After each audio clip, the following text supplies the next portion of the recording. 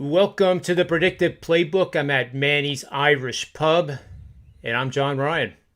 I have today my co-hosts and sidekicks, Tony Finn, and also Rob Vino, as always. We're going to start with the PGA right away. We have Nick Borman, and we're fortunate to have him on today. We tried to do a live show this morning, but I had technological issues, which is really rare for me. I have backup on backup on backup, and, it was just one of those mornings, but we're good to go now. And we're going to get started here. I'm going to bring back my co-host here, Tony Finn. Welcome to the show. Rob Vino, welcome to the show. Rob Vino with a winner last night in Denver first half. And off the top of my head, Tony, I can't remember how the Braves did. I honestly God cannot remember. They got crushed. I didn't win. No, I was a play of mine as well. So the Mets actually hit the baseball. You when you tell me how they did that, when you tell me, then I'll know when to play against them and when not to. So it's the laws of physics, and I can tell that having you and me flanking Rob Vino looks pretty good. Okay, looks pretty good. So we have a lot to talk about in the NBA. Who's Rob Vino? Well, go ahead. I don't know. He's a guy from the Philadelphia area. He's a huge Sixers fan. He loves Ben Simmons. Oh, the guy can do no wrong. Listen, I don't swing that way, but if he loves Ben, that's all. More power to him. I think he loves his game. To clarify that for you, Tony. Okay. Yep. So we have PGA Tour here is one of the bigger tournaments. I'm going to bring. Welcome to the show, Nick. Glad you could make it here, and hopefully you'll be safe with this crew. You never know. Thanks, guys. But I'm looking here at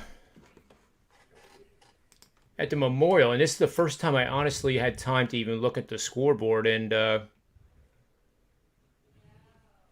what am I missing? Did they get rained out or something today? Who that? You're missing that it's Wednesday. Oh my God! I thought it was Thursday. It's Thursday. Is this live? Is this live? Not yet. We can. I can call Area 51. We can back this whole thing up.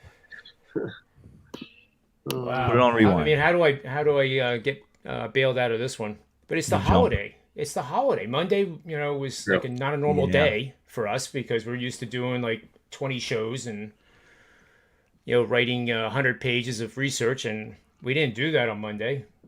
And maybe I over picnicked and over barbecued, and I'm suffering. But I was gonna, it looked like Doc Redman was in the lead at even, and he's due to tee off at 7:20 a.m. tomorrow. Oh man! I'll be with bells on. I'll be there.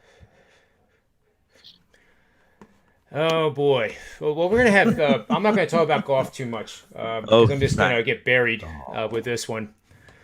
But I can tell you, I had. You guys know I had Kokrak to win last week. Yeah, I know. I remember that. The everything aligned and stars. I don't know what that is with astrology. Yeah, the astrologist said that I was going to be a wiener, and I was. Yeah. And I was. I couldn't even believe it. It's one of the few times I've ever won I to win bet, to be honest with you. It's probably like the third time in 5 years. And really, if you play the right guys, all you have to do is win it 3 times and you're good. So this week we're at Memorial in Muirfield Village. And this is a really cool tournament. And we're 2 weeks away from the U.S. Open at Torrey Pines, and that's going to be, I hear that Phil Mickelson guy's entered into it. So we'll have lots to talk about not next week, Tony, but the week after that will be PGA education, 101, 102, 201, 202, and maybe we'll even get further along than that. But Nick, I know you've been doing very, very well here, and I'm going to pull up his record before he gets started. 'Cause I like bragging about people. We all know I can't brag about myself. I completely stink at it, almost as bad as the Lakers play basketball. But last week, Nick was plus 9.48% on his bets, 25-11 matchup run the last 7 weeks. And for those that don't know what the matchup is, that's player against player. The betting houses usually get two golfers that they think they'll be able to line at minus 110. And of course, the betting public, there's always matchups where the betting public exacerbates that. What's the line on that, guys? Just so I know, is it a 20, 30, 40-cent line? What is it? Nick, what is it? Like, it usually averages about 20 between bid and ask. Yeah, I mean, minus 130, minus 110. Yeah, for the matchups, yeah. Okay, and if it's like anything else in this orbit, that if you have somebody who's a minus 500, then they're going to then they basically that line expands so they can't get middled, right? They won't. I mean, you won't see those kind of lines. Like John said, they try to. Right. They don't list anybody versus anybody. They list guys that are kind of comparable. Yeah. You never see that. I'm talking about. I guess that would be. Maybe that was a bad example. Maybe for not in the matchup. Sometimes they get up to like in single round matchups. It's guys in the same group. So then you can get guys that are like 3-1. Minus 300. Right.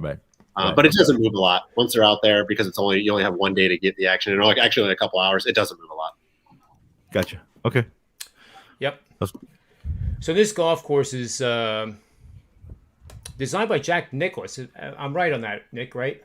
Oh yeah, this is Nicklaus's course. Yeah, okay. I just went after saying that it was Thursday. I want to make sure I don't say anything else ridiculous. But Nicklaus courses have a character to them, in my opinion. The par fours are brawny. You're going to have to bang it. In fact, the first hole I think plays 495, and certainly not a layup. They did some changes to the course from last season, which I'm sure Nick's aware of, that they essentially narrowed the fairways and made the rough deeper.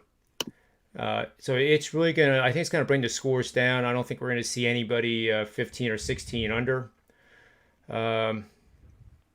But it's going to be a test. There's a par 5, it's 595. It probably only the longest of long hitters on tour will be able to get there or challenge it in 2. There's also a 310-yard par 4. Nick, I think it's number 3 or number 4 in the front 9.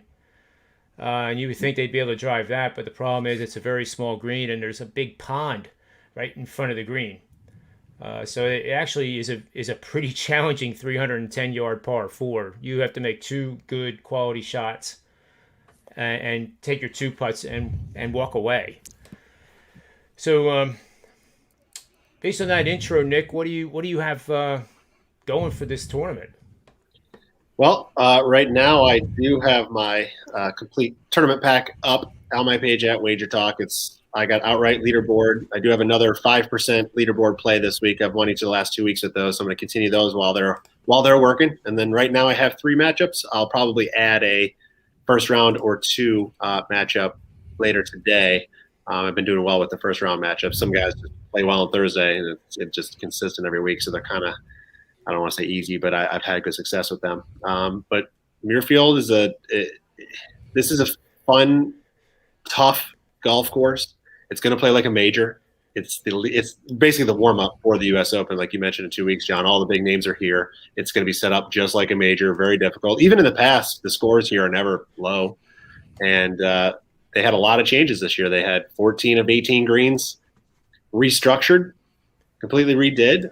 They did the same with the fairways. They moved bunkers in the fairways. So the guys that have played here and done well here in the past, course history is always something to look at, but probably a little less weighted this week because of so many different changes. And especially on the greens, I think it kind of levels the playing field a little bit for I'll say the guys that aren't great at putting. I think it helps them a little bit this week because everybody's new to it and there's always a learning curve. So it'll be a fun tournament for sure.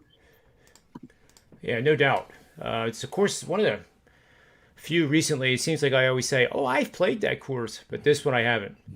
I have not either. But it would certainly be fun to play even from the front tees. I can't imagine the rough because they've had the rain and it looks like the rough is just stuff that you just don't want your golf ball to be in. But Bryson, it'll be fun to watch him. He'll just go in there and take his wedge out and hit it 190 yards and act like it wasn't even rough. That was his strategy at the U.S. Open. If you don't mind, me asking you a few questions before you get to your best bets. John Rahm is actually the favorite to win this event. And when I was going through the metrics, his short game has really been kind of off, and maybe it's because of the having a new family and all that comes with that. And top 5 he's only plus 250. Top 10 he's basically even money. Do you think he's a guy who can just navigate this course 4 days in a row and be a top 5? He's defending champion, first of all, so let's start with that. He proved he can win here, and he's been probably the most consistent player on tour, but he hasn't won. He's got the most top 10s, 9 I think this year now. He's basically getting a top 10 75% of the time he tees it up, which is pretty remarkable. His short game, his putting is not the best, but again, I think that it's leveled this week. But his ball striking numbers, tee to green, there's few ahead of him. He's 3rd right now on tour in strokes gained tee to green. So he's getting the ball to the fairway and on the green only 2 people are ahead of him right now this year. So to think he won't play well, he's basically kind of one of those guys. It's like if you just keep betting him top 20 every week, which is hard because now the bookmakers are lining him at minus 200 to finish top 20. But it seems, there's no such thing as a guarantee, but it's pretty close for this guy. So I think he'll be there. His price is too short for me to bet it on outright, as the favorite. I think he's 11 to 1. So I'm not going to touch him there. But matchup plays are even tough. A guy like that it's hard to bet because his matchup plays, he's minus 170 over some of the next best names out there. So he might be good to fade if you can find the right guy that you also think is going to play well, but it's not like he's going to miss the cut and it's going to be an easy win after just 2 days. So I just don't think he's bettable, but I think he'd probably be up there at the end.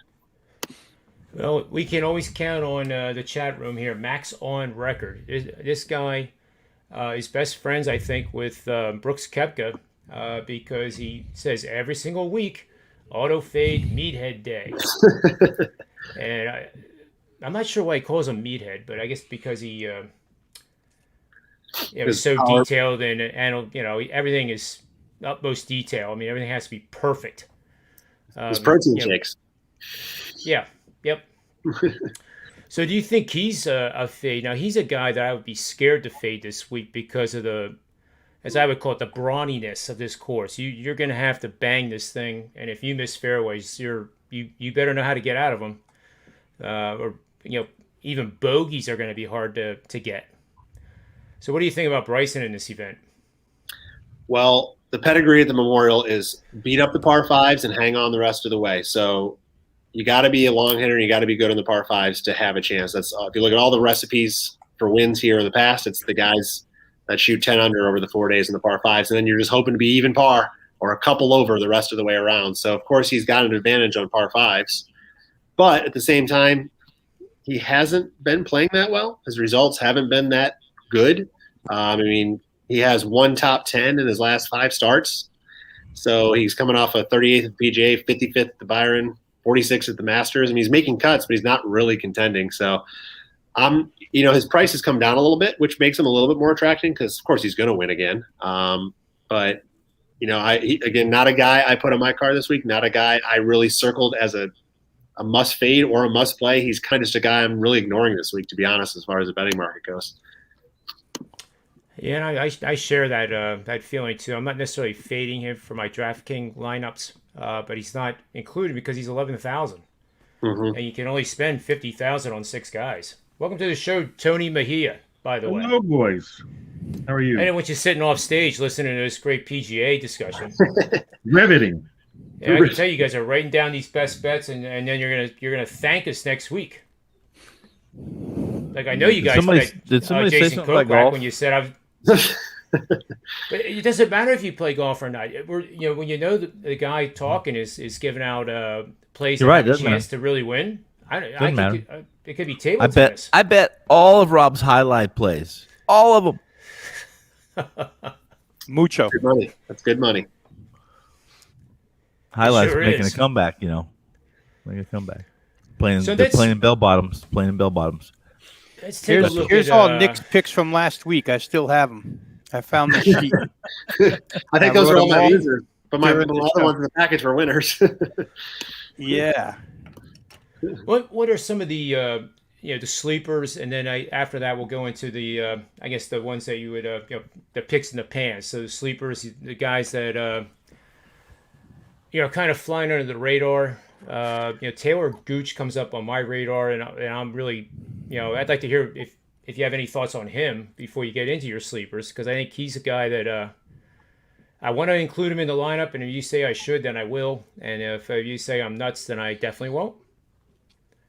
I'll leave Taylor Gooch as I don't have much to say about him. I don't have any comment for him. I honestly did not look at him one way or the other this week. I did not have him circled. I did not even look at his price. I skipped right past his name. So I can't offer any advice. I mean, there's 140 guys in the field. So a third of them I really look closely at, and the rest I kind of, nothing interests me this week. So I'm sorry. I can't help you on that one. That's fine. That means he's not going to be in the lineup.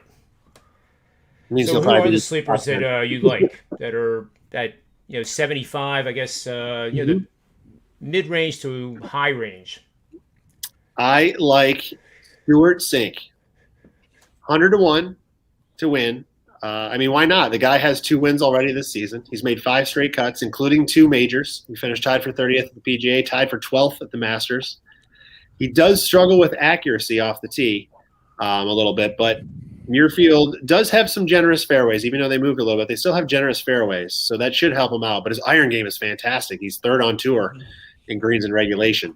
And at 48 years young, he still ranks number 34 on tour in distance, scoring average 34, 26th in distance, which is pretty damn impressive for a guy at his age, and that'll help him on these How par old is fives, he? which I mentioned. He's 48.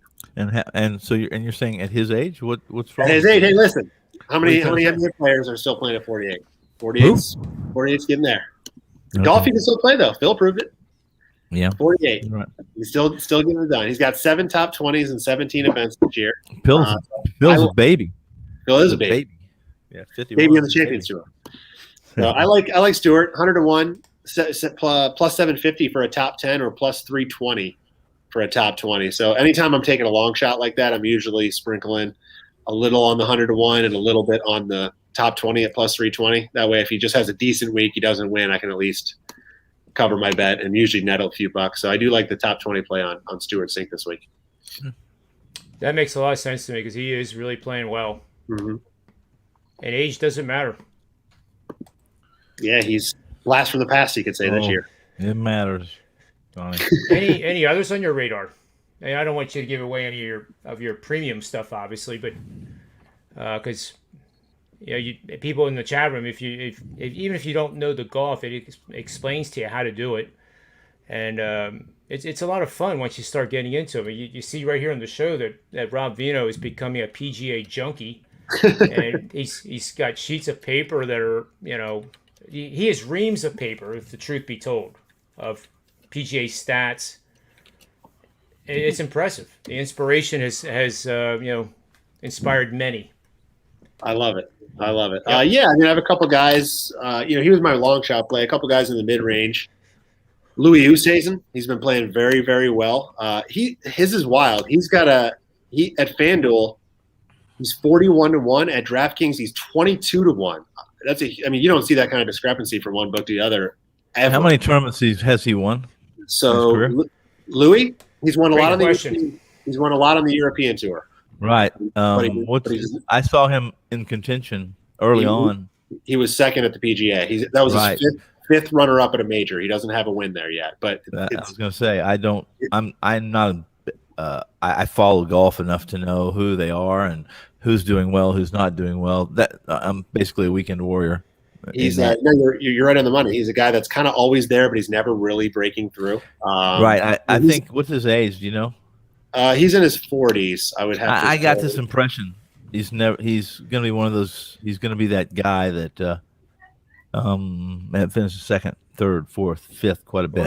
He's won the Grand Slam twice, second place in Europe. Oh, second place, Grand Slam. Yeah, okay, Grand Slam. Yeah, correct. Yep. He's won on North American soil. 38. But to prove to bank on your point there, Tony, is he's a great leaderboard bet. He's plus 360 for a top 10. He's coming off a tie for second at the PGA. He preceded that with the tied for 8th at the Valspar, and then he was tied for second before that at the Zurich, which is a 2-man team event. So he's been on a run. He's missed one cut this year in 14 starts. He's got 8 top 25 finishes, including 5 top 10s. So, five winners and 14 starts at, almost girls love that guy, man. Yeah. So he's been red hot. He's will he wake through and get his win this year? I feel like he's due. He's going to get it. But if not, I like him at that leaderboard position. And he's a good matchup type of a player too. Yeah, another guy that's kind of on that list, Patrick Cantlay, 16-1. I'm seeing, and that personally, that's a guy that I thought might be a solid bet. I wish it was 22-1. That would be better, but 16-1's not all that bad. Because if he gets out to a good start and he's on the first page of the leaderboard, it's not going to be 16-1 anymore. In my opinion, if you're going to bet Cantlay this week at 16-1, if you're going to bet anybody at 16-1, you got to go with Spieth. Cantlay, he's missed 3 of his last 4 stroke play event cuts. He's not really in the best form. Then you took a turn to Spieth, who's also at 16-1, which I think, listen, under 20-1 is not great value, but Spieth, if anybody's going to be a good value this week, I think it's him. He should be the tournament favorite. He fell apart on Sunday last week, finished runner-up, but since the beginning of February, he's number 1 on tour in strokes gained per round, averaging 2.38. In his last 5 starts, he's even higher. He's averaging 2.89 strokes gained per round, which is it's over a half a stroke more than the next best player. He's got 8 top 10 finishes in his last 11 starts. And Spieth's a confidence guy. When he's feeling it, he's going to be right there all the way through. And he is feeling it, and he is red hot. And if you're going to bet a 16-1 favorite, he's the guy I circled immediately, especially coming off that he was a 54-hole leader last week, and then Kokrak took him down on Sunday. That's gonna be in his short-term memory. He's going to be rearing to go this week, and he's had pretty good history at this event. In the past, he's got a 3rd, a tied for 7th, and 5 top 20s in his last 7 starts here. So if you're going to bet a favorite, and especially Cantlay at 16-1, you got to go with Spieth at 16-1. I think he's just a much better price. I love him to be right there again on Sunday. Yeah, I just noticed too. There's quite a few guys at 16-1. Cantlay, McIlroy, Morikawa, Schauffele, Spieth, and that's it. And DeChambeau's 18-1 The only guys in my opinion. Yeah, the only guys that, in my opinion, that are playing well enough to be there is Morikawa and Spieth. McIlroy, he got that fluke win at Wells Fargo, but then he, didn't show up the next week, and I don't see him. He's not been consistent. DeChambeau's not playing great. Justin Thomas, he's just an anomaly. He won at the Players, but then hasn't done anything since. So they're not week in, week out, showing to me that they're going to be in contention every single week. Any of those guys are good enough to just show up one week, but I want a guy that we're going to bet that odd that I know has just proven it the last 3 months that he's pretty much been there in every event he started at. At least it gives you a chance. So I don't like any of those other guys. It's a good field. It's a really good field. Like you said, it's the warm-up before the U.S. Open in 2 weeks, because most of these guys will not play next week to give themselves rest for the U.S. Open at Torrey Pines, which will certainly be fun to watch. Nick, do you have any idea? I got to ask you this. And how are they going to, after what we saw at Kiowa and other events, including the Players, what are they going to do to protect Torrey Pines if, this time of year there's not enough weather change and there's no wind? It's all about conditions. I mean, anytime you're going up to a U.S. Open, the trick is because listen, Torrey's hosted the U.S. Open before and it's played tough. The wind wind has to be a factor a lot of times, but if not, it's just a matter of drying the place out. Once it gets firm and fast, it doesn't matter. You can make. I mean, a perfect example is Muirfield. Last year, they played in a rare. I mean, it's only happened a couple times ever on PGA Tour. They played this course twice in a row last year because of COVID. They came out. There was an event before the Memorial that they threw together that they also played Muirfield. Morikawa won that event. Yep. He was, I forget the score. He was 16, 17, 18, maybe more under par. Yep. And there was a ton of guys under par that event. And then it flip-flopped to the very next week. And the course it was averaging 3 shots harder per round. The numbers were way, way different. It just proves in 1 week, if they let a course dry out, get firm and fast, and you don't cut rough, it changes everything. So Torrey can be tough. All they got to do is keep that place dry and firm and let the rough grow. It will be tough no matter what. So I'm not – the USGA does a great job as far as making the courses tough, but then basically throwing a whole bunch of money at the place, because when you take a golf course and do that much to it, it's not a recipe for long-term health of grass. That, pardon my French, that shit's going to die. So they give a lot of money to repair that right after the event. I always remember Marion, which I'm sure you might even attended. I was there. Yep, I did.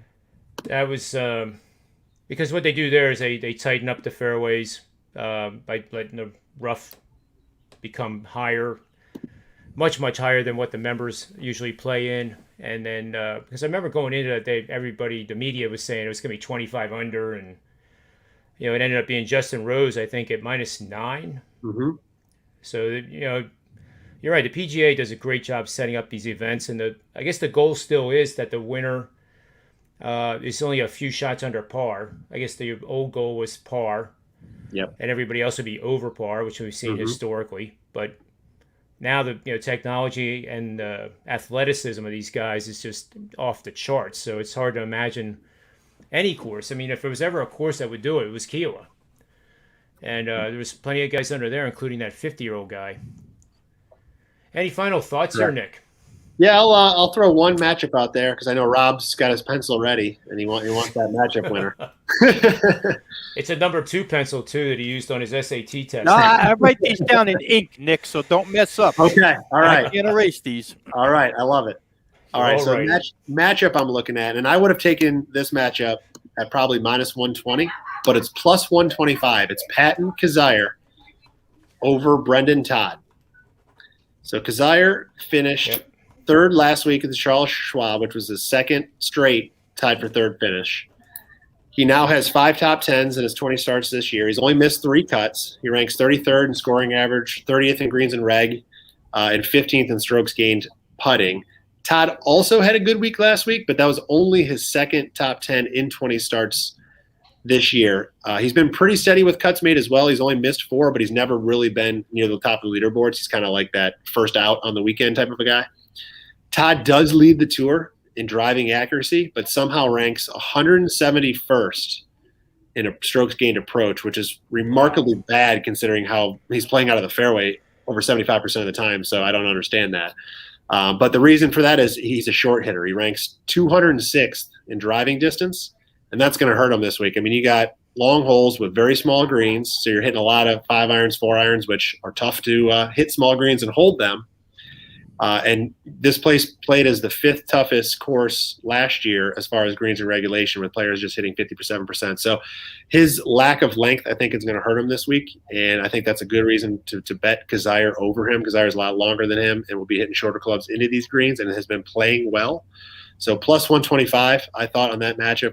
Honestly, like I said, I would have bet him at -120. So when I saw that number, I'm like, let me look a little further into this, and I love it. So that's my match. Actually, that's a great breakdown, Nick. That really is. I love that plus money with the better player. Yep. Clearly the better player. Yep. Yeah. Well, I guess that's the wrap for the PGA, and love talking about it with you, Nick. It's great every time you come on the show, and then next week we'll have you back on again. If you want to hang around with us here and talk NBA and hear all about the toxicity out of the Philadelphia media on Joel Embiid and Ben Simmons and anything else that's coming out of that wonderful media environment, stick around. Listen, I'm right here outside of Philly by my man Rob. So Sixers are my adopted second favorite team. I'm originally from Iowa, of all places, so Chicago is my hometown first. But go Sixers, man. Go Sixers. I love it. Yes. No matter what. That's right. So I know Mr. Vino wants to talk about this, and I'm sure Tony Mejia does as well. I think Tony Mejia had he was talking about this game on the Wager Talk NBA show, which, as I always say, it's one of my favorite shows. I mean, if it should be on Netflix because it would be ranked. it would be top 10 in the nation, in my opinion. And that's just my opinion. But it's a lot of fun. The guys are all very intelligent with this, and again, it's a show that I actually come away with information that I didn't know, and then that's what this is all about. So let's start with Rob Vino, because I think he just broke his pencil in that the golfing segment here, but I'm sure he's got all the NBA information locked up in his brain. So are the Sixers going to end the misery tonight and send the Wizards packing? That's my question. And we'll start with Rob Vino. That's a great question, John. I mean, I don't have the answer to that, to tell you the truth. Obviously, no Joel Embiid is the great equalizer now, right? It's the great equalizer in this series because gone for the 76ers is their number one offensive option, their rim protection, and it's going to be a little interesting to see how Doc and his staff coordinate the offense. Not that they haven't done it without Joel throughout the season, because they have on multiple times. They don't have a winning record doing it against the spread, but they've done it. Playoff basketball will be a little bit different. Hey, listen, I've told you a bunch of times, John, that basically I like to put myself in the coach's shoes and figure out, what kind of philosophies, what type of game plan, X's and O's can you come up with here? If you're the Wizards in this game, and obviously Bradley Beal and Russell Westbrook, their strength is not from beyond the three-point line. Their strength is driving to the rim. And in this game with Dwight Howard at the rim and the only big for Philadelphia, I would suggest, and I think that they will, go right at them. There's no question about it in my mind that Westbrook and Beal will try to get Howard into foul trouble and remove him from the game, and then see how Philadelphia goes small. So I think you see a lot of attacking of the rim. I think you'll see a lot of attacking of Dwight Howard on the Wizards side. If you're Philadelphia, how do you combat this, knowing that these guys are going to aggressively go to the rim, even Ish Smith included? I think if you're Philadelphia here defensively, what I would do is I would wall off the paint, sort of Giannis style. Wall it off and force these guys to shoot threes. And when you add into the mix that Davis Bertans is out of this game, probably the purest three-point shooter for the Wizards, and that's probably a good way to go defensively if you're the Sixers. Try your best to keep Westbrook and Beal out of the paint. Try to protect Howard from picking up fouls as these guys drive, and force them to shoot threes. So maybe that works. Maybe they try it. Maybe they don't. But that's the way I would go about this. And if I'm Philadelphia on the offensive side, if you're going to get Ben involved, if he's going to be any part of this offense tonight, then to me, Philadelphia's got to look for every opportunity to be in transition, because that's the only phase of the game offensively where Ben's worth anything. He's not going to be worth much going down and camping out in the low post against, Washington's showing you they've got enough trees down there. They've got Gafford. They've got Lopez. They've got Hachimura.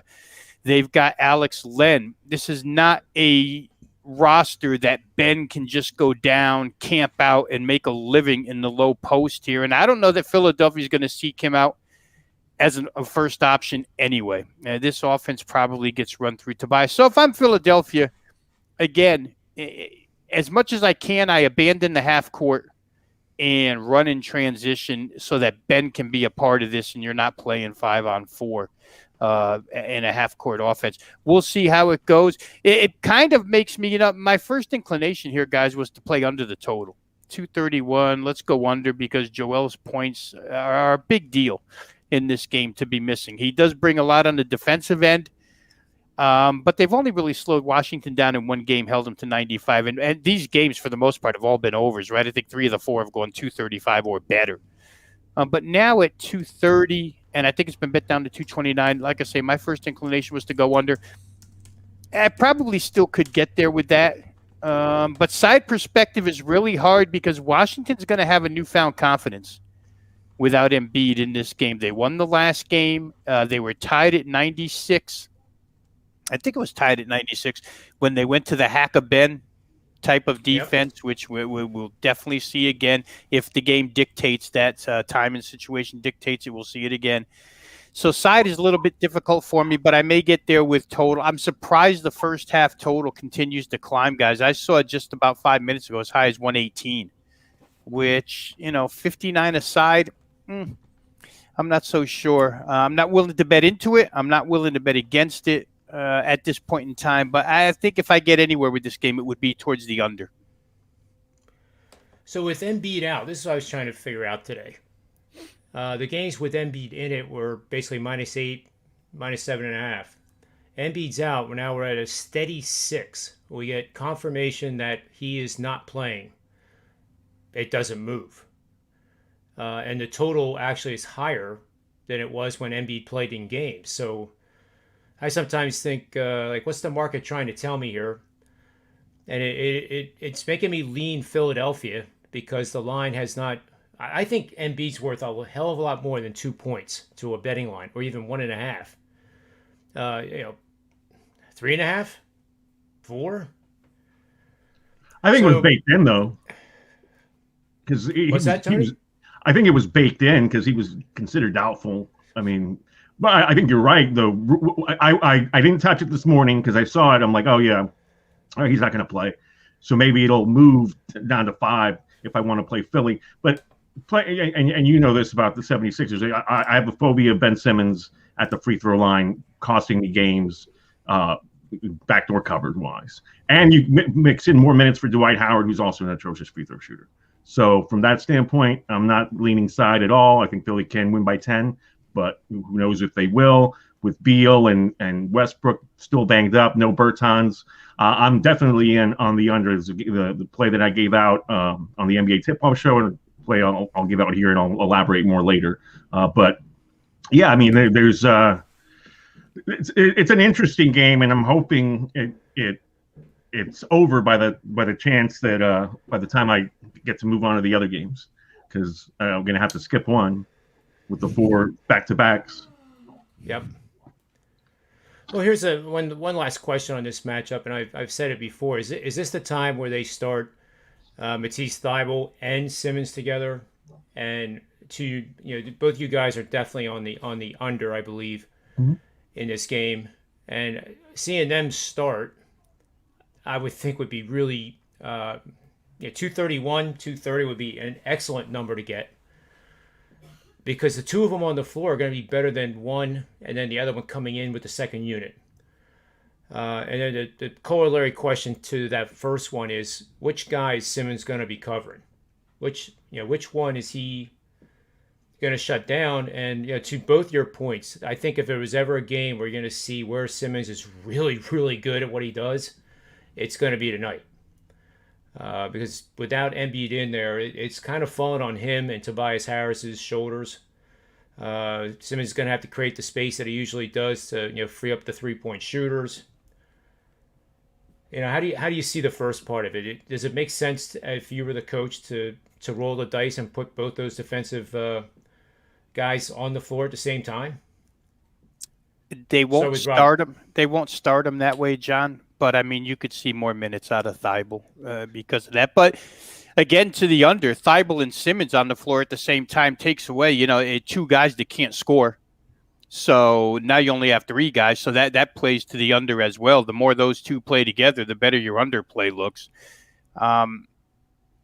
So, yeah, if they're going to try and win it defensively, which is a good game plan, if you ask me. If I'm Doc Rivers, I don't mind winning this game defensively, 108, 103, something like that.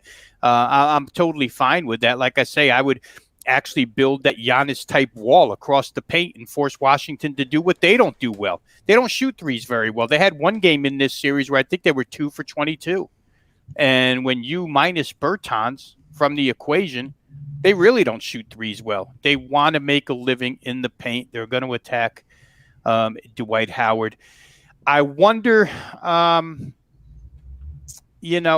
active some of these Philly important guys are. Like, you can't get Tobias Harris into foul trouble, is my point here. How active will he be, or how aggressive would he be defensively? Because losing somebody like Tobias is not good. We've seen throughout this series, and I pointed it out the other day, when Joel went out in the third quarter, there's a backup unit with Ben Simmons, and in 8 half-court possessions, these are not transition possessions, half-court possessions, these backups don't pass the ball to Ben Simmons. He doesn't touch the ball once, 8 times in a row. So to me, that just leads me to believe that they don't consider him an option. This is Mike Scott chucking up a 3 rather than pass the ball to Ben Simmons, which is kind of, it's telltale in my mind. So for Philly to get point production and to have Ben included in the offense, they have to try and score easy points. But I do, to your point, John, I do think if I was Doc Rivers, I would take that approach. I would try to win this game on the defensive end. You're a better defensive team than Washington. You can probably muster up enough points if your defense, the fourth quarter defense that the backups played in the previous game was outstanding. It led to the Philly comeback, right? It almost at one point looked maybe like like Doc was going to throw in the towel on that game. And instead, Tyrese Maxey and all those guys came out and played phenomenal defense and got them right back in it. I could see that game plan. Again, what does he do late game situation if, in fact, Scotty Brooks decides I'm going to foul Ben Simmons for 4 straight minutes? Do you take Ben off the floor? Do you let George? George Hill's been great in this series. He's a great foul shooter. He's their best 3-point shooter. Probably on this team, not the streakiest, but the most consistent. And maybe you play him a little bit. There's so many coaching X's and O's in this game that, one more time, in game could be a good way to go here. In game, you might find some really volatile stuff in this game that you can capitalize on. But from an overall viewpoint where you're going to bet pre-flop, as you like to say, John, you're going to bet the game one way or the other, I would say under makes a lot of sense to me at this point in time. Yeah, I like that scenario too. 50% under pre-flop and then 25%. I haven't run the numbers yet, but it doesn't take me long.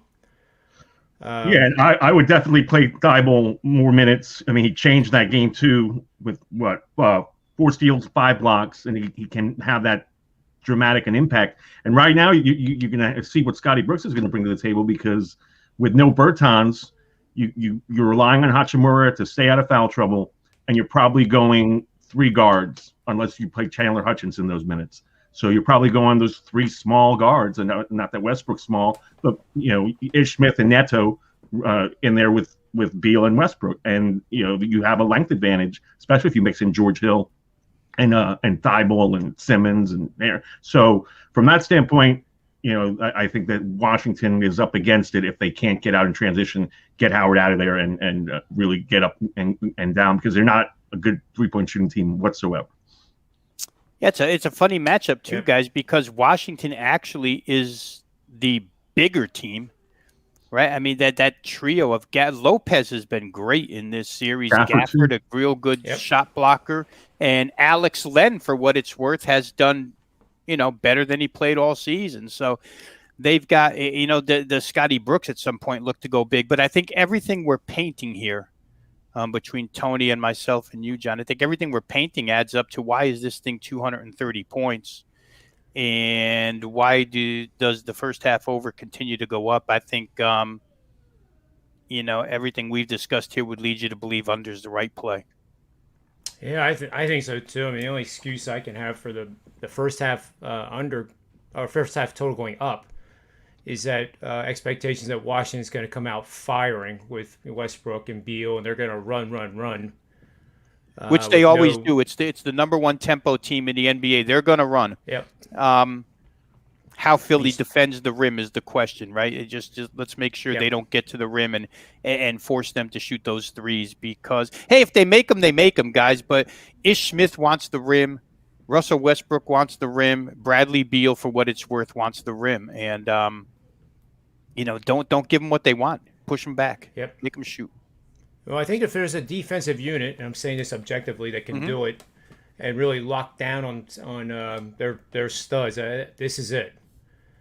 And Embiid plays a hell of a lot of good defense too, which they're going to miss. And they're going to miss the offense. But like I said, this is the the opportunity for all of us to see the good part of the Ben Simmons that is there. And maybe he's going to go 0 for 5 again from the free throw, but maybe he's going to have like 7 steals or something ridiculous, and Thibault too. Both those combined, I wouldn't be surprised if they had 10 or more steals in the game. But would you touch Philly team total? Well, I assume it's 118 or something like that. Let's see what it is. Just math wise. But I mean, the reason why I ask is Washington's given up at least 114 points in their last 6 games.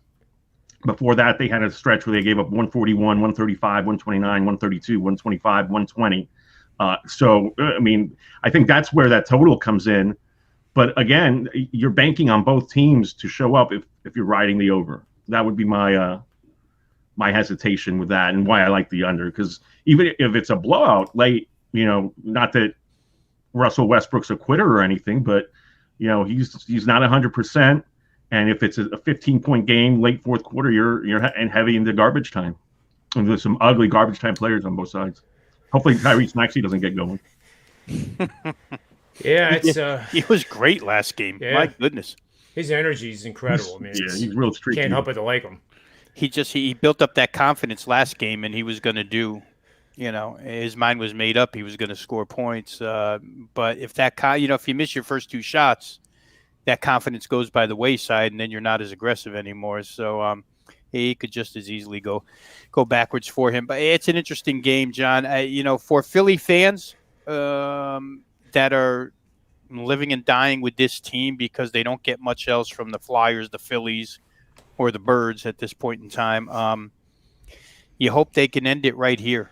And, that way you don't have to worry about going back for a game 6 and having to do it in their arena. And maybe, if you don't get it done there, guess what? Game 7s could go either way. So you want to get it done right here. I think Doc's best option is to get it done with what he has as a crew. His best option is probably to get it done defensively, focus on that end of the floor, and then transition take advantage of Washington's weakness, which is they don't play much defense at all. Yep. There is no Matisse Thybulle steals and blocks prop at BetMGM, which is disappointing. They've got guys on both sides, just left him out. It's interesting. I'm going to have to look for it on FanDuel or DraftKings, but that's another way to go, because I do think he gets increased minutes. And then Danny Green is so streaky, you can't really ride with him to do much. He can have a 20-point game, or he can stink it up and go for 7 from 3. Yeah. So I think Tybulle's the game changer. And then if you're going to match up, he's had some good games in the series. He's had some games where he was non-existent, but I think he'll play a role here because Dwight will wind up in foul trouble at some point. Right, he usually does. I'm looking for on DraftKings. I don't see anything either. Let me see FanDuel. But that would be a good bet. Yeah, I think I'm going to play that if it's available, but. Let's take a look at the Dallas Mavericks against the Clippers, and I know Tony Mejia has already seen this. This will be review. But simply said, I like the Mavericks tonight, and I actually will be bold enough to say they win. And this is one of the many reasons why. Now I want to emphasize that these betting systems, betting angles are just one component of the total research that all of us do.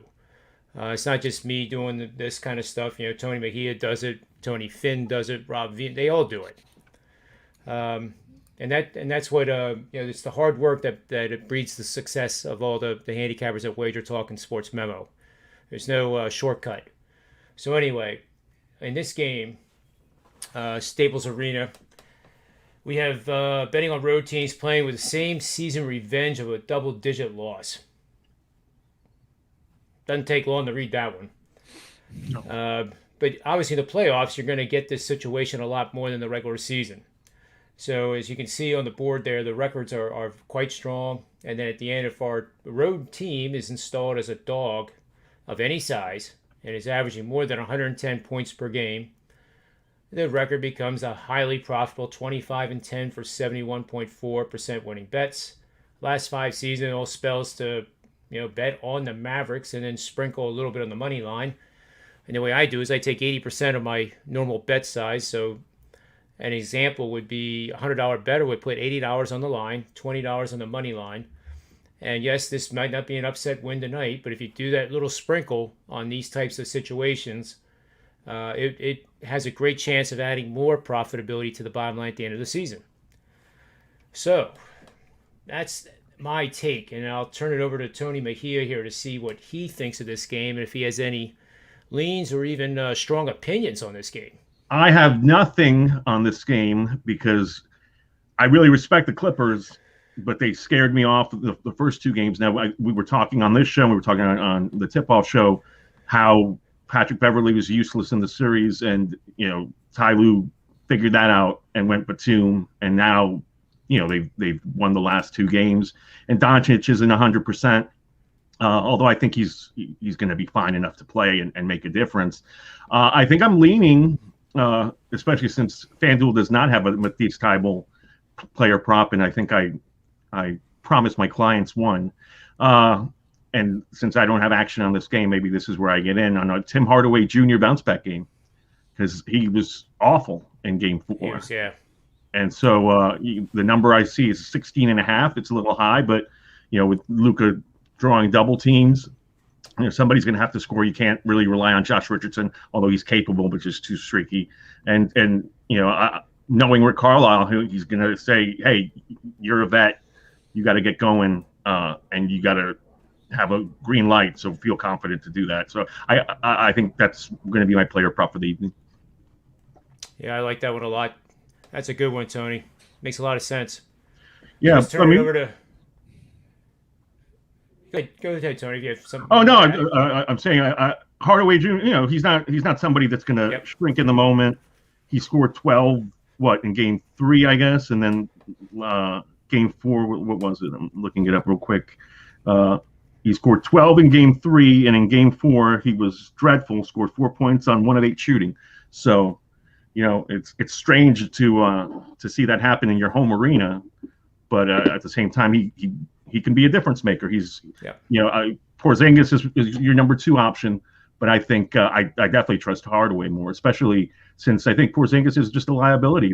You put him in pick and roll, and you can initiate your offense that way for the Clippers. So, that's another reason why I don't want to lay those 7 points. Is that I respect Carlisle and his ability to figure some stuff out. I think the Clippers are the much better team, but Dallas has the second best player, because I don't think Doncic is quite at Kawhi Leonard's level yet, but just from an experience factor. But he's a guy that terrifies you if you want to go against him. Absolutely. It reminds me of yesterday we had a player prop. It was Booker and LeBron James, 27.5.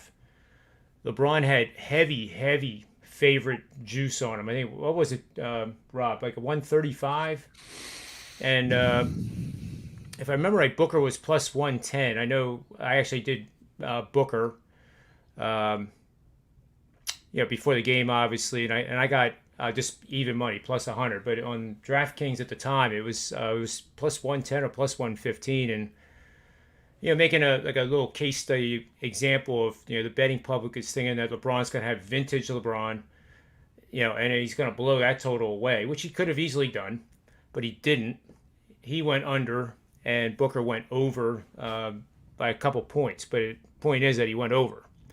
But I like those situations where I can kind of arb 2 players with an arbitrage, and it also feeds into the side that you're going to be on, because we were thinking the Suns were going to win the game. I don't think we thought they were going to win by 30. I know I didn't think the Lakers would have a 10-point quarter. Yeah. If we had more time, I would show the data I ran on a spreadsheet. It shows the lowest scoring points in each quarter for each team in the playoffs over the last 25 years. And it's pretty interesting. And then I took the max min. So I took the max points scored in any quarter in a playoff game minus the min. And, it's just to see what the volatility is from year to year. So, what the Lakers did last night, and it's a shame Tony Finn isn't here with his banner. It said Lakers something, and his body blocked the word, but I think it started with S. and ended with S. And I think there was a K in it. But I mean, that was dreadful. I mean, it was just unbelievable to see a team that LeBron is on score 10 points in a quarter. Yeah, and Schroeder stunk it up too. So he's so cost himself money by not signing that extension because he'll still get paid, but he's shrunk in this postseason. But yeah, no question. I expected the Lakers to at least cover that. That was my free play yesterday with my $2 Tuesday thing. So was never in doubt. You even have to check the score. I was rooting on my Nuggets Blazers, and that's it. I gave out the over on that game on this show yesterday, and it was pre-flop 209, 50%, and 25% at 203.5, and then 198.5. So only the 198 won. But yeah, sometimes you leave a game and you just kind of think like this wasn't the right bet, and maybe the under wasn't the right bet, and maybe just like watching the game was the right bet. Yeah, happens. It's not a perfect science. So Rob Vino, we need to hear what you think of the Dallas Mavericks, and whether you're on board with me calling the upset win, where the home team has not won a game in this series, which has happened historically, or if you're going with the Clippers. Yeah, I'd love to. My first inclination is to be with Dallas plus 7.5 points. I mean, the first two games, they were only getting 5 in this place. Now they're getting 7.5, but you can't get there without Luka. I mean, it's amazing how much these star player injuries have just changed these series as they go along. And again, we're just 5 days away from talking about how LA has zero answer for Luka Doncic. Chewed up Patrick Beverly, you seek out that matchup. When he take him off the floor, you seek out Zubats, he chews up that matchup. You try to put Kawhi on him. Kawhi gets too tired to defend him, and then he gets hurt, and it's, the Clippers are back. I mean, they capitalized on an injury the way that the Lakers capitalized on Chris Paul's injury for 2 games, the way that Phoenix capitalized on Anthony Davis's injury last game, the way that the Grizzlies capitalized on no Donovan Mitchell in game 1, because ever since Mitchell came back, it's 3-0 Jazz, 3-0 against the spread Jazz with Mitchell. The way Washington capitalized on no Joel Embiid and may do so again tonight. It's crazy how these tides have turned within series. I've tried all day long, guys, following Dallas media from the time I woke up till, the time we came on air, just to try and get a tidbit from somebody close to see if they could tell me, anything more than Luka's doing better. That's all I've got. Luka's doing better. If he's doing better enough, then 7.5 is worth taking. I mean, look at, and Tony just pointed toward Tim Hardaway Jr. Just look at how everybody's game suffered without Luka being able to do anything on the floor due to that neck pain. I mean, Maxi Kleber tonight, if you want to bet totals, rebounds, and assists, is listed at 13.5. The first 3 games of this series, Maxi Kleber, if you take his points, rebounds, and assists, they total 16, 19, and 20. All 3 of those games are over 13.5. The game where last game where Luka just couldn't do anything, Maxi Kleber has 0 points, and he only totals 7 points, rebounds, and assists. So Luka Doncic is key to everything here. Absolutely everything. And his foul shooting is as well. 0 of 5 from the free throw line. I mean, next to Ben Simmons, he's been the worst star free throw shooter that we've had in these playoffs. So he's got to make some free throws because he's going to get there often enough. But his creativity for everybody else on the floor when he's right just makes the Mavericks go. And again, if he's not going to be right 100% right, but if he's 80 to 85%, he could cause havoc with LA's defense one more time. I still don't think they have any answers for him when he's, if he's about 85%. But if he's not, then of course, Dallas's entire offense suffers, and it's hard to bet the Mavericks because once they get behind by margin, it's tough for them to come back if Doncic isn't, a threat in one form or another. So it's hard to recommend to clients either way. It's easier for us as personal bettors to wait till tip off and see what we can find out and then go that route. I know Tony about, I don't remember. Again, I don't remember. We do so many basketball shows, if it was NBA tip off or if it was here. But I remember at one point in time where you had a monster play on the over in one of these games.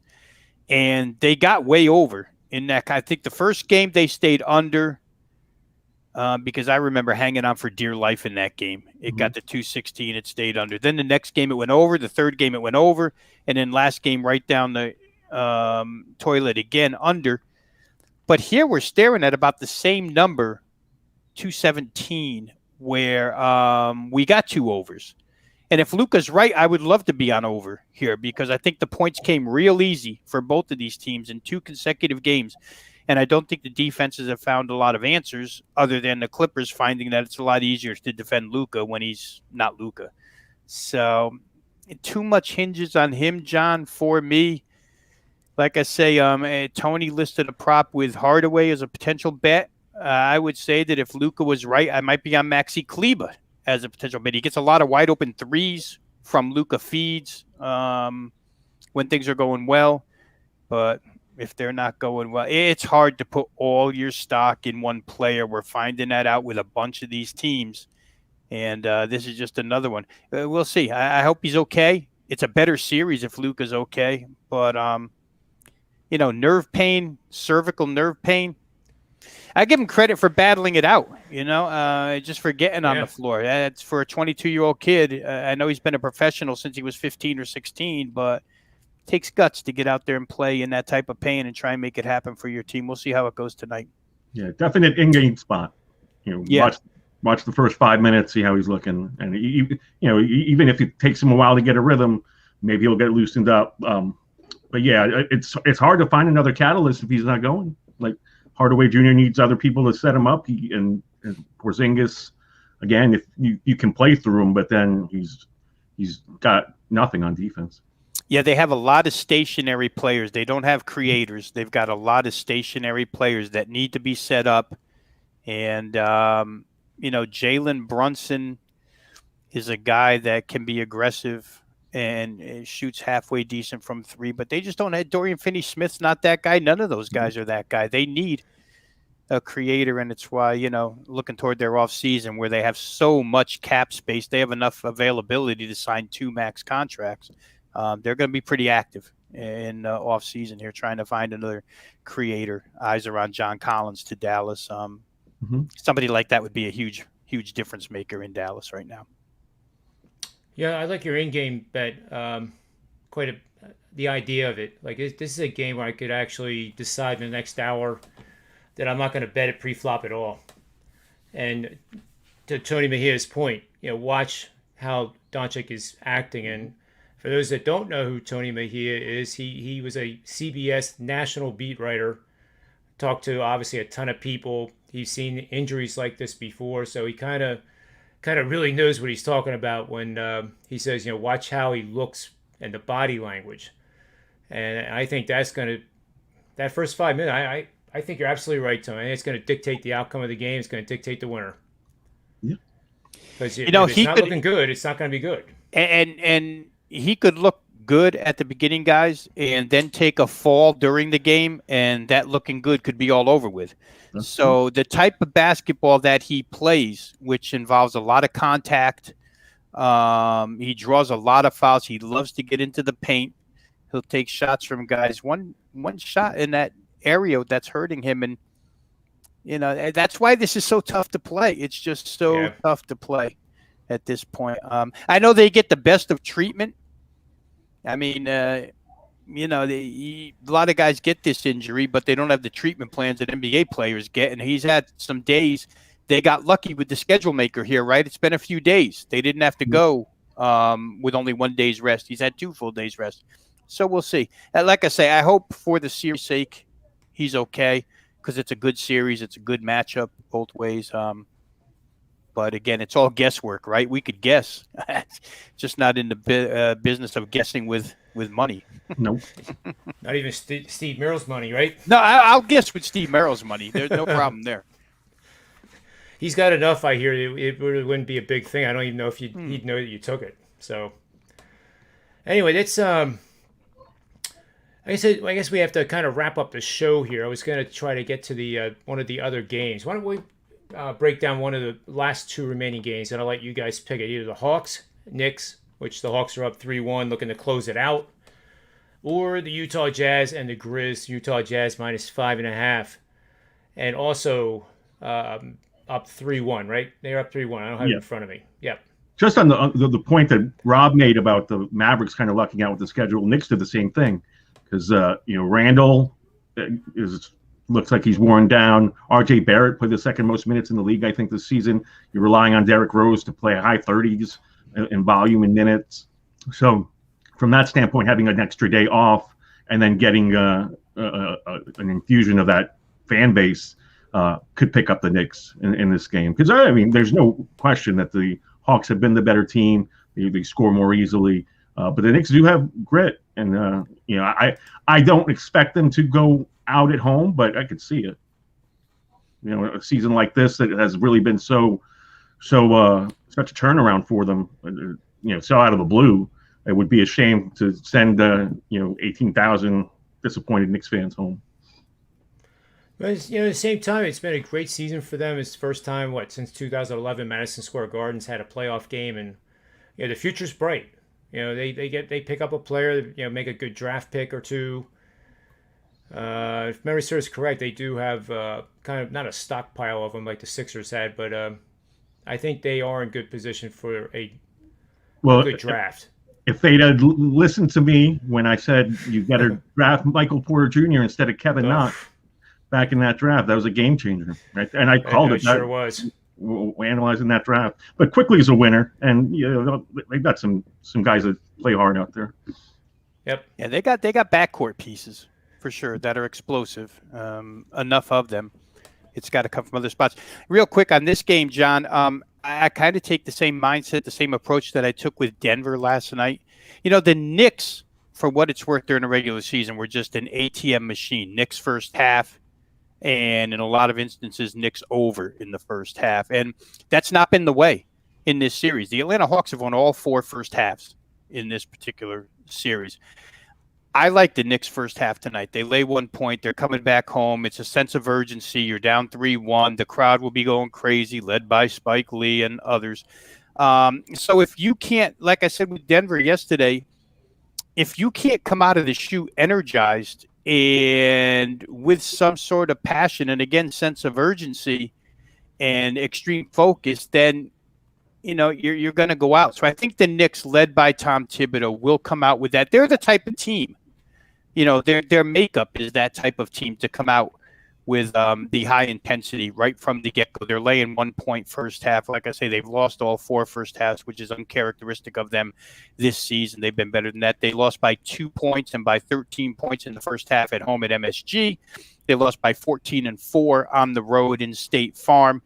All 4 first half totals have stayed under and been very consistent, John. 3 of the 4 first halves have hit exactly 102. The other one hit 101. You can't get any more precise in 4 games than those. They've all been the same.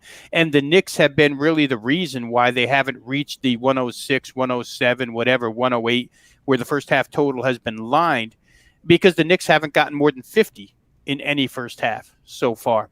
I'm going to, step in front of that and say that this is the first half, their season basically on the line, where they do cover a number. Won't play the total, but I think they cover this number here. Atlanta, it's a young team that could be, we see it all the time in the playoffs. Oh, we're up 3-1. We can go back home and get this done. I'm not saying that they walk on the floor with that mentality, but it happens a lot to teams that don't come out with the same focus as the opponent. And I just think that the Knicks' focus will be a little bit higher here.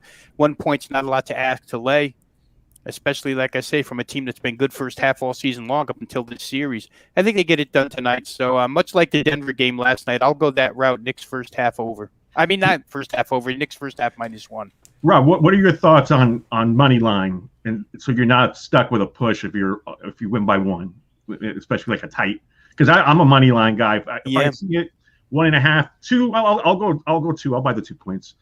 Just because in the NBA it makes the most sense, and in college basketball. But because you get stuck, especially with this Knicks number was 1.5. They pull out a game-winning shot, and you're holding a Knicks ticket, and they only won by 1. Oh. Yeah, come bite you right in the ass. Yeah, it's tough. I don't play a lot of them, but I wouldn't talk against it here. First half money line Knicks, it's not that much more expensive than it is to lay the 1. So in that sense, if you wind up with a 50-50 halftime tie, at least you get your money back, and you're not donating to the odds maker. I feel like they can, win this game and win this first half by a basket. Hopefully they get out quick here and show some defensive intensity and maybe shake Atlanta up a little bit early on. Clint Capella made some remarks. Yeah. Derrick Rose came back with a very, the high road type of rebuttal to Clint Capella, but I know that those remarks don't fall on deaf ears with a 32-year-old veteran, with a guy like Randall who's had the finger pointed at him for his lack of production in this series, which, you can't argue it. It just hasn't been there. But if there's ever a time for all of this to show up for the Knicks, the way it showed up second half of Game 2 in the Garden, right? I mean, basically they were that close to going down 0-2 right off the bat. They're down 14 at half, and they play a second half where they outscore the team by 22 points.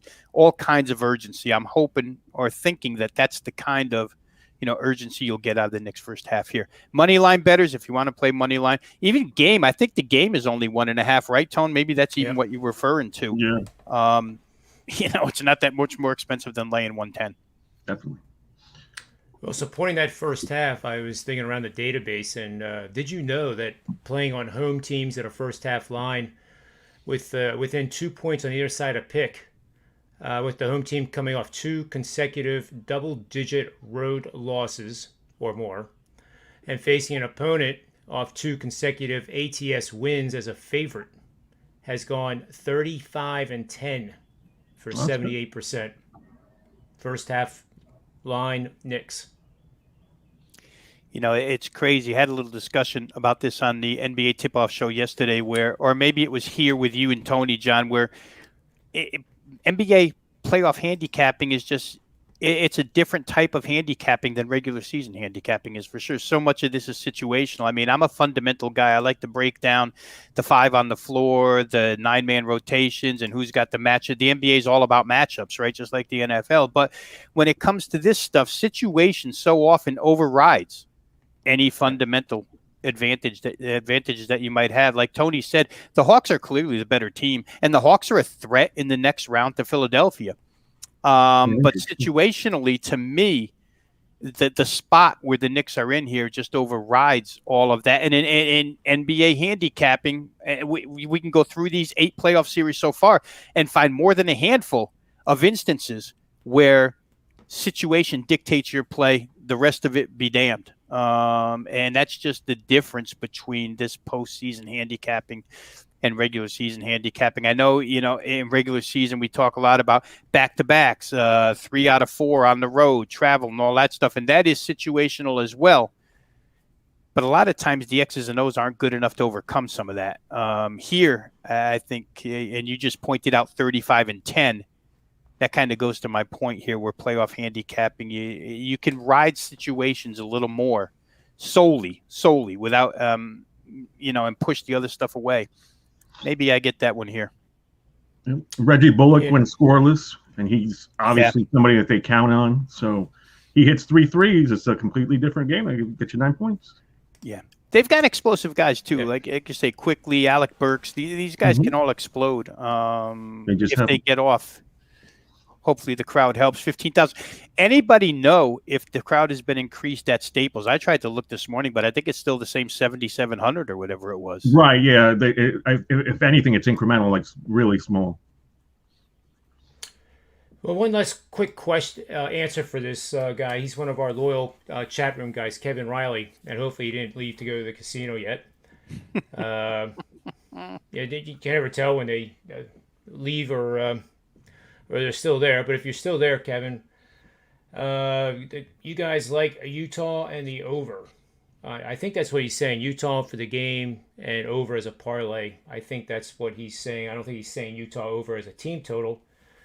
But actually have nothing on this game because the line scares me. I would like Utah better if they were -7.5. To tell you the truth, the -5.5 is like a gray area. I think in this matchup where, well, why isn't Utah -8?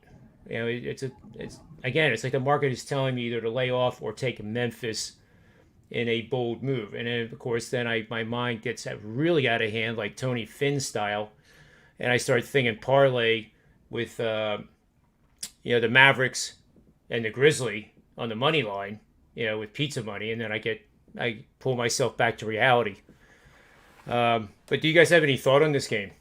This is another closeout situation, elimination game for Memphis. It's either win or go home.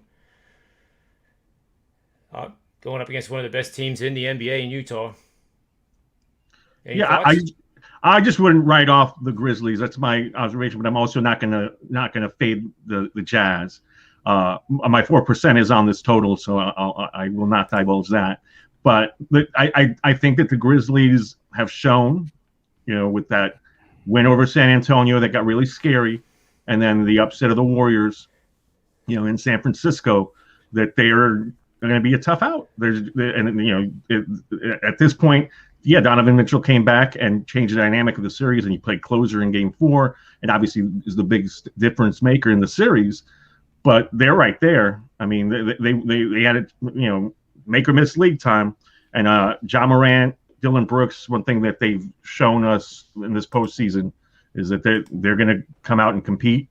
There's the emotional factor of Morant of being back in Salt Lake City where his parents got hassled. I don't think his mom's making the trip, but everybody else in his family is going because the Jazz owner Ryan Smith comped them front row seats, which is a really nice gesture. So they're going to be amped for it. I don't expect them a rollover. I know Tony Finn really wanted to talk about the Lakers today, but he's not here. He had to go. But I can, the word rollover would get him and pretty passionate about how he feels about the Lakers right now. Was he on the Lakers last night? No, he was on Phoenix. Oh, okay. He's just picking on them? Yeah, he had his Lakers suck background up. Yeah. Yeah. He was right there on Phoenix. Hey, I'll go real quick here. And again, like Tony, my 4% best bet today at wagertalk.com is on this total, so I won't divulge. But I will say this. 9.5 has my attention, the plus 9.5 with Memphis. The problem for me, guys, is that with 3:30 left in the last two games at home, Memphis was either tied or only down 2, and they wind up losing by 7 and 10. So, they let these games get away from them. Yes, they're right there, but even with a young team and a home crowd urging them on, they couldn't get it done against these guys. The team that makes all the plays down the stretch is Utah. I happen to believe they're the best team in the West. I think they're going to the NBA Finals. Just too many guys that shoot the basketball. They're too hard to guard. It's a funny series because Utah, since Donovan Mitchell has come back, has shot 47% from the three-point arc. Fantastic number. Memphis, for the series, 4 games, has shot almost 54% from two-point range. That's a team that wants to get downhill and not necessarily shoot threes. They haven't shot threes at all. So up to this point, two teams with offense that do it in different ways but have been successful. But Memphis, late in games, just can't seem to find that basket. They can't find that clutch, draw the foul and go to the line and get an easy 2, where Utah just, when push has come to shove, whether it be Mike Conley, whether it be Donovan Mitchell, whether it be Jordan Clarkson, it doesn't matter, Rudy Gobert, they've had all the answers. And when you can slip from a tie to a 7 or 10 point loss in the last 3.5, it's kind of scary to take the 9.5. I don't think they're going away. I think they're a confident bunch. Future's bright for these guys. They've got a lot of pieces, a lot of young pieces. I'd love to take them, John. I really would, because I think that they're good enough to hang within it. But their late game has shown me that they can play themselves right out of a winning ticket. Last 2 games at home in Utah with the 15,000 or whatever it is in Salt Lake tonight. Just I don't know. Late game scares me. And they're passionate. Yeah, they're passionate. Yeah, they're Philadelphia, South Philadelphia West many times. Yeah, they get after, which is a compliment. So we always end the show now with the around the horn. So there's no buzzers or anything. There's no time limit. But I think the games I think are pretty obvious what we're going to be doing here. So mention the game, and then more importantly, mention the promotions and the best bets you have going on over at Wager Talk. Any subscriptions coming up? Football season is 99 days away from the kickoff of week 1, which I cannot wait for. I know you guys can't wait for either. So we'll start with Tony Mejia, then we'll go to Rob, and then I'll close out the show.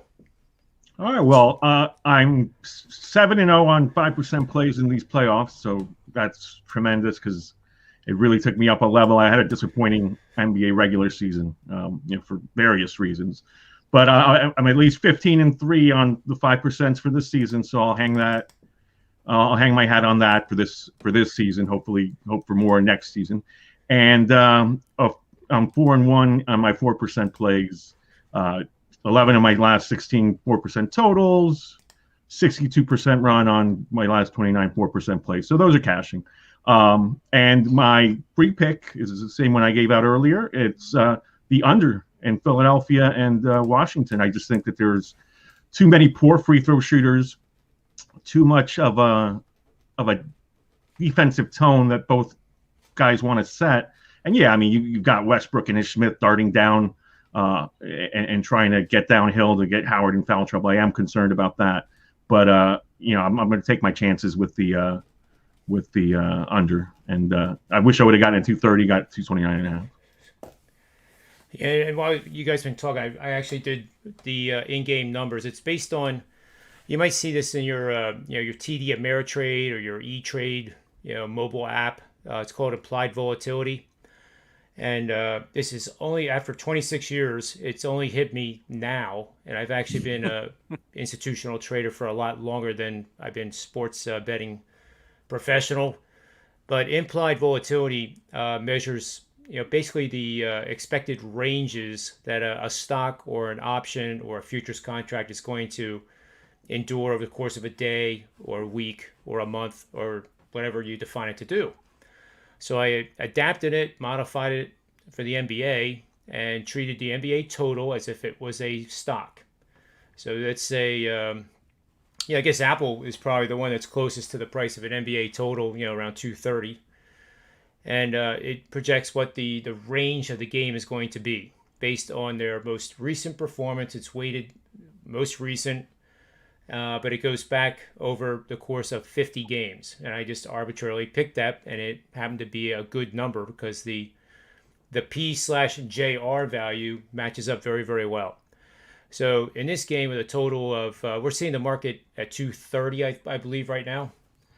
And if that's the case, you're going to bet the under pre-flop at 50% at that price, and then 237.5 will be your next 25%, and then 243 will be your final 25%. And I guess I will make that my best bet. All right. Any questions? Like it. I'll be rooting for you. Well, the in-game just makes so much sense to me, and it's like trading. When I was on, I'm an old man admitting this, but they used to have people standing around in the pits going, the signals with their hands, and it was very loud. And in theory, there didn't have to be any yelling and screaming. It was only to get somebody's attention, so you could get their badge, which was usually 3 letters. You would write that down, the ticket, and you would have a trade. And it's those flows. You want to sell into the runs, or you want to buy into the dips. So real quick, let's take the Sixers and Washington. Let's say in the first quarter, 5-minute mark for this example, Washington goes on a 10-0 run unanswered, and you like the Sixers, that's where you want to bet the in-game. Don't pay any more than 120 vig. If it's still at 120, don't bet it. Wait for the next run. I mean, there's I hate to say it this way, but there's a bus coming around the corner to take you where you really ought to go about every 5 minutes. So use those to your advantage. And if the Sixers rip off 10 unanswered, that's not a sign to try to middle it. And worst of all, I've been hearing this, with I get direct messages as you guys do. Oh man, that in game is so tough. I had the wrong bet, and then I figured I was gonna, bet twice as much on the other team in game, thinking that they were gonna win. Then my team came back, and the poor guy ended up losing both sides and 4 times his normal bet. And unfortunately, I got to think that with people starting out, I think that's unfortunately probably more common than we wish it would be. But I like to think that you could do the in-game, have a plan before the game starts. Know what the hell you're going to do before you're going to do it. And I think that's a good disciplined way to do it and have some fun. So now, Ravino's final thoughts and best bet. Yeah, I'll go quick, guys. We talked about it before. I think that the Knicks' first half situationally just lines up for them. I mean, season on the line. If they've got any, intestinal fortitude whatsoever, they'll come out from the opening tip and they'll play. I have no doubt, really, that a Tom Thibodeau team and this team in particular, because that's how they survive, right? They survive on grit more than they do overall talent. So hopefully they come out. Or at least I expect them to come out with a little more focus than Atlanta and maybe take it to them and just get in and get out real quick with a first half win -1. So that's the route I'm going to go today. I totally agree with what you guys said about the Philadelphia under. I think we're all in unison there. And the in-game stuff tonight, it could play big just because of the situations in that LA Clipper-Dallas game that we talked about, the Joel Embiid situation that we talked about, and of course, Utah-Memphis.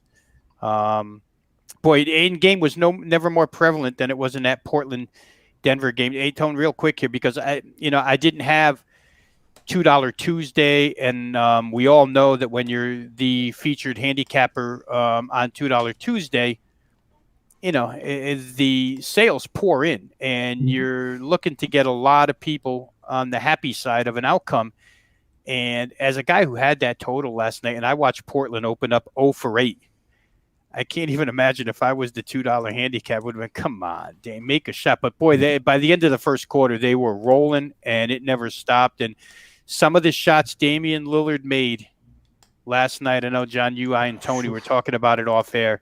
It's just incredible. That's the player he is when he's going good. And, boy, he was going good at the end of that game last night. Those teams know each other so well at this point. And like X factors are stepping up left and right. Monte Morris, so Portland didn't get but Covington has stepped up in the series in previous wins. But the pace was always there. And what made me happy was, when games slow down, right, those final 5 minutes, I'm like, oh, let me not sweat this out. And they made a 3. We had a layup. I'm like, all right, this is going to be smooth. So it was very fortunate. And they always are. It was a good deal. In many ways, we just maybe talk about this on tomorrow's show, like comparing Tatum's 50 to his 50. Last night was just amazing. I was on the edge of my seat. Whereas with Tatum, and I'm not a Tatum hater or whatever. It just seemed like that was wow, that's 50 points, but it was rather benign. There wasn't really any highlight reels of shots like he was putting in last night. I mean, sometimes it looked like he had his eyes closed, for goodness sake. He just knew it was going to go in the middle of the hoop. Yeah. And he ended up with, what, 56, 57? 57, I think? 57. The clutch factor was what made it for me, because you expected him to make it. In fact, it was silly to let him shoot that 3, I thought. You needed to foul him when he came across the free throw line. Across the half court. Yeah, and he expected to make it. I mean, the one that sent it into overtime, he took his right hand and waved his whole team to the sidelines. Just get out of my way. My shot. We're going to go to overtime. And, and when he's in that zone, he's as good as, I always say that Steph Curry is the best pure shooter I've seen in my lifetime. I've seen a lot of shooters, right? Been around a long, long time. But the amount of shooters in the NBA right now is as good as, again, I come from a time too where, early on there was no 3-point line. Mm-hmm. And then the 3-point line was developed, and what Maravich would have had, what Jerry West would have had, these guys shooting threes, who knows? But I mean, when you watch this series, all I can think of is that head-to-head matchup with Jamal Murray and Donovan Mitchell last year was the same thing. Each guy is going to make the shot. It's crazy how good these guys are at making shots nowadays. Just incredible. Well, with that said, we want to see the Lakers make more shots. That's for sure. Yeah, they don't make shots. I'm worried about Tony Finn's. He's a very healthy man. I don't want to see him get any hypertension because of it. Well, we're worried about Ski.